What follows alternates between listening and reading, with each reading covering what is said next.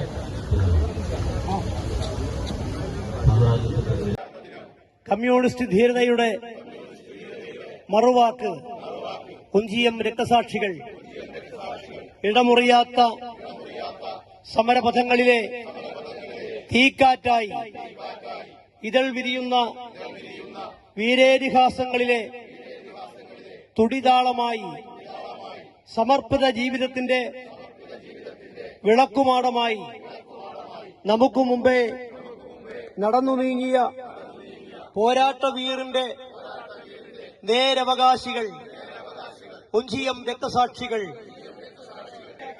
വർഗപ്പോരാട്ടങ്ങളുടെ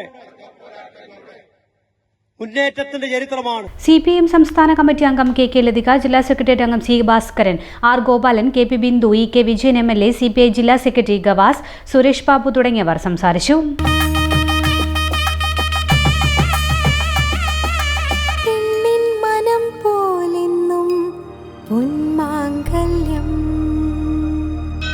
Bobby Chamanur International Jewelers.